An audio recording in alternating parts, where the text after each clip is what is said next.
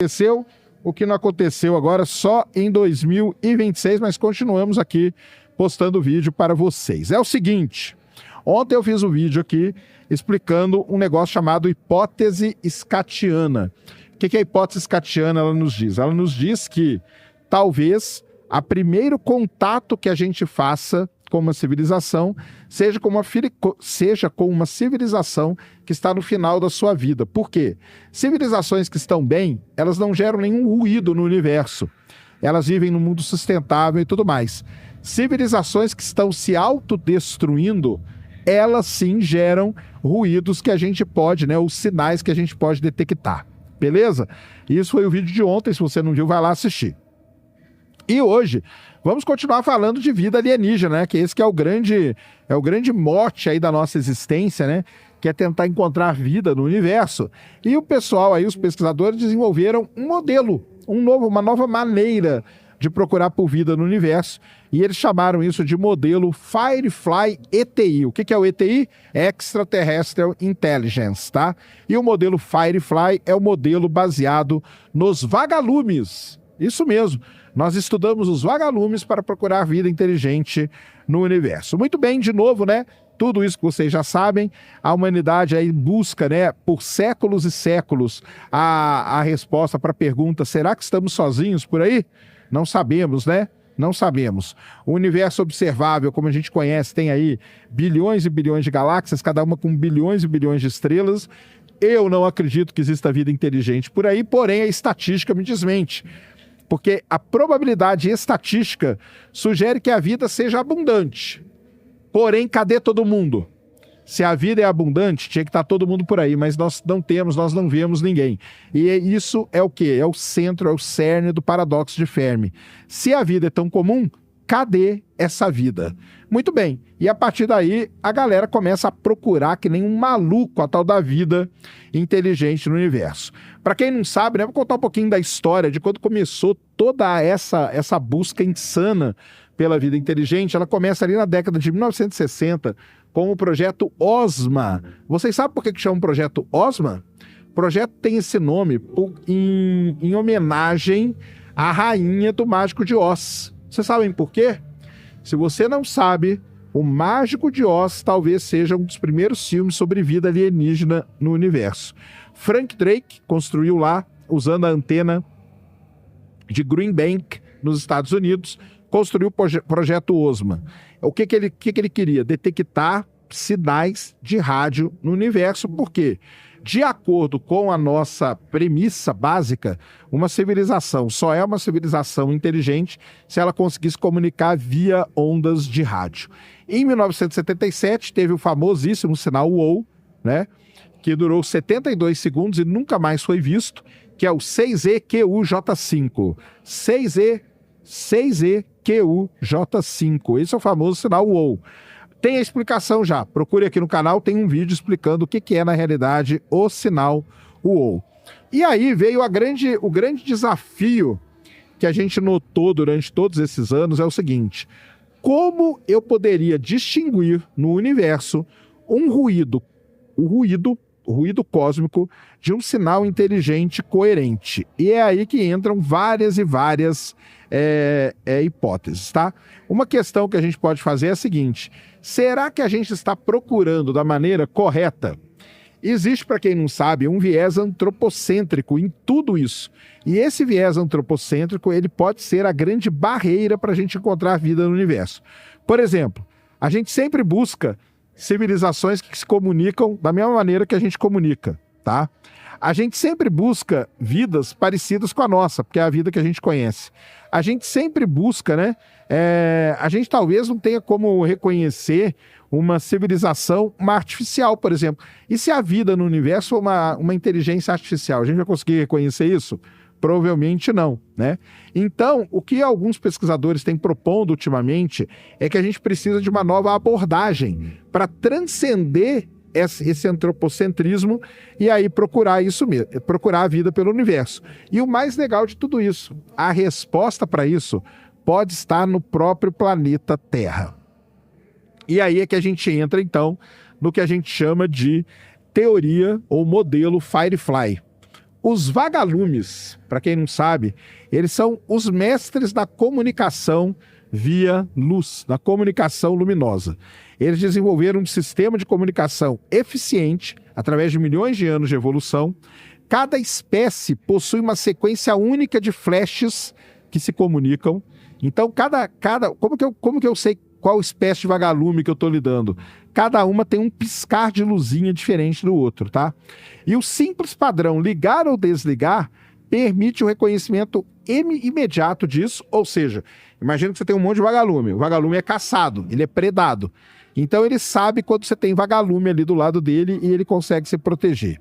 Não é uma linguagem complexa, mas um sinal de presença otimizado para o ambiente. Isso é muito legal. Ou seja, talvez a gente esteja procurando vida no universo da maneira mais complexa possível. E talvez se a gente procurar da maneira mais simples possível, como vagalumes se comunicando, talvez essa seja a maneira da gente finalmente encontrar vida por aí. Essa comunicação, né, a gente chama de uma comunicação pulsada. E isso é a solução que a natureza arrumou para se comunicar. Então, por exemplo, aves, como o pica-pau, por exemplo, ele usa uma sequência rítmica para demarcar o território onde ele está. Os anfíbios e os peixes, eles usam pulsos elétricos lá, de enguias, por exemplo, para navegar e para ter o contato. A própria humanidade já fez isso. Nós desenvolvemos o código Morse. Então, por que nós fomos atrás da coisa mais complicada e não ficamos no simples para procurar vida pelo universo? E graças a tudo isso que eu falei para vocês, nasceu então o modelo Firefly ETI. Ele foi desenvolvido aí por pesquisadores visionários, tá? Com muito financiamento, obviamente. Muda a estratégia. Agora, em vez da gente procurar mensagens complexas, como uma comunicação, a gente vai atrás de sinais otimizados. Só isso, mais nada, tá? E a proposta é usar a lógica evolutiva da comunicação, por exemplo, dos vagalumes, para redefinir a busca por sinais alienígenas. E o objetivo é encontrar, no meio do universo todo, algum tipo de farol, de pulso cósmico, em que a mensagem inicial em código Morse, por exemplo, seja simples. Por exemplo, estamos aqui, nos acharam, algo desse tipo. Beleza? A grande questão é como distinguir o artificial do natural. Então, por exemplo, se a gente começar a procurar por pulsos pelo universo, a gente vai encontrar os pulsares. E como que eu vou distinguir um pulso de um pulsar com o pulso de um sinal emitido por uma civilização inteligente? Essa é a grande questão, tá? E o objetivo aqui, só lembrando, não é ser um sinal alto, não, tá? É ser simplesmente um sinal que consiga se destacar dos outros sinais. O sinal Firefly, que seria um sinal artificial, ele poderia ocupar o vazio ali, né? Então, a gente tem um pulso. O pulso de um pulsar é algo muito, muito marcante, né? Ele tem uma frequência, ele tem um período muito marcante.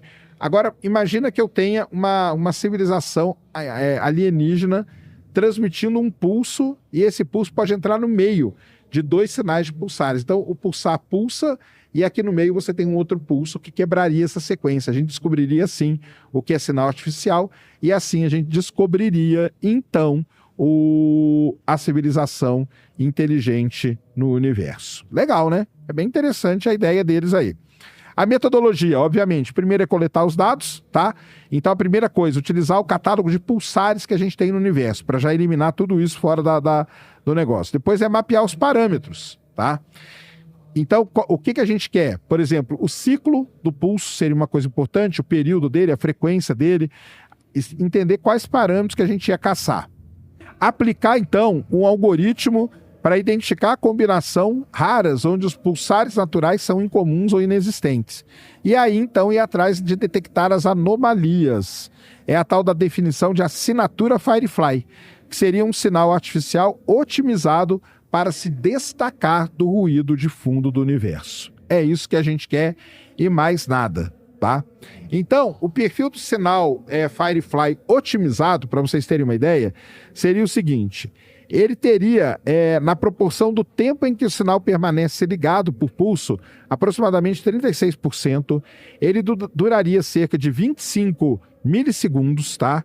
Ele teria aí, esse sinal ele só poderia ser perceptível até 5.000 parsecs, ou seja, 16.300 anos-luz de distância, e ele teria uma intensidade, né, de 1 milijoule, tá? Essa seria a intensidade dele. Um sinal com essas características que eu falei teria uma grande probabilidade de ser um sinal artificial e de não ser, então, um sinal natural do universo. Então, qual a escala que a gente procura? Escala galáctica, 100 a 400 bilhões de estrelas. O raio de busca, 16.300 anos-luz. E nesse raio aí de busca, a gente já teria milhões de sistemas planetários para poder procurar o tal do sinal Firefly. Então é isso, tá? A gente tem aí, hoje, né, muitos telescópios que poderiam ajudar nessa busca, tá? E agora o pessoal está tentando desenvolver os algoritmos. E aí vem a grande questão, né? Que civilização poderia construir um tipo de farol como esse? Aí nós temos que lembrar das civilizações do tipo Kardashev. A gente tem a civilização 1, que é a civilização planetária, que utiliza toda a energia do planeta, aproximadamente 4 elevado a 19 ergs por segundo. Nós temos a civilização do tipo 2, que é a civilização estelar, que ela utiliza toda a energia da estrela, tá? Essa seria capaz da gente ter mega assinaturas, tipo uma esfera de Dyson, coisa do tipo. E a civilização do tipo 3 é a galáctica, que controla a energia de uma galáxia. O status da humanidade hoje, o pessoal faz as contas, estaria ali entre 0,6 e 0,7, porque nós ainda dependemos dos combustíveis fósseis, tá? Nós não temos assim, nós não utilizamos a energia da maneira mais correta possível, tá? E aí, o custo do sinal, né? Como apenas civilizações são muito avançadas é que poderiam mandar esses sinais, tá? Então, esse sinal teria que ter uma potência de equivalente a 10 elevado a 38 ergs por segundo e uma luminosidade nas ondas de rádio de 10 elevado a 30 ergs por segundo. E aí você teria que ter uma civilização do tipo 2, por exemplo, ela teria os requisitos mínimos para isso acontecer. Mas você teria que ir para uma civilização além da tipo 3, tá? Uma civilização que a gente chama de extrema, beleza? Então, esse que é a grande dificuldade em torno do sinal aí Firefly, tá? E outra coisa que o pessoal falou é o seguinte: pode ser que exista uma mente interestelar, tá? Então, para a gente poder encontrar esse tipo de sinal, a gente tem que saber aonde procurar ele direitinho. Então, a gente teria que fazer uma modelagem contextual. A civilização que emitir esse sinal precisa saber exatamente como o céu e os pulsares aparecem na perspectiva da Terra. Vai que essa civilização quer se comunicar. Então, ela teria que ter esse conhecimento para, então, poder emitir o sinal dessa maneira. O sinal teria que ser desenhado, né, desenvolvido para esta finalidade, para ele ser encontrado e para ele ser comunicado, tá? Então, na Terra, apenas humanos e algumas espécies, como corvídeos, por exemplo, demonstram essa capacidade complexa. Outros animais não demonstram, tá? E o que a gente tem, na verdade, né, é uma mudança de paradigma. Hoje, o que a gente faz foca em entender o conteúdo da mensagem. O que eles dizem, né? Depende de uma linguagem, de uma mentalidade, de tudo mais. Ou seja, a famosa mensagem na garrafa, né? Com uma civilização alienígena mandou uma mensagem na garrafa e a gente achou a garrafa. No novo paradigma, a detecção vem primeiro. Então a gente foca na estrutura do sinal, se é artificial ou não. Se for artificial, aí a gente vai tentar buscar ali evidências da presença tecnológica. E agora, em vez de ser uma mensagem numa garrafa, é o farol, é uma mensagem de farol. Ou seja, tem um farol na costa cósmica aí, emitindo um sinal que a gente pode um dia detectar. O momento que mudaria a história, obviamente, se a gente... Aí é aquela coisa, né, que a gente sempre faz, né? O que será que aconteceria se uma vida inteligente fosse confirmada no universo? No meu caso, para mim, mudaria muita coisa, tá? É uma revolução científica, óbvio disso, né? Teria o fim do grande silêncio, que a gente chama, tá? teria um impacto filosófico muito grande, um impacto social muito grande, ainda falta aqui o impacto religioso, que eu acho que seria gigantesco, tá? Então, obviamente, é isso que seria os problemas aí. Problemas não, né?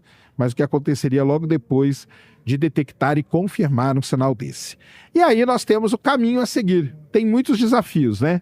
Então, quais são as limitações? O modelo é uma proposta quantitativa teórica, não uma previsão definitiva da existência dele.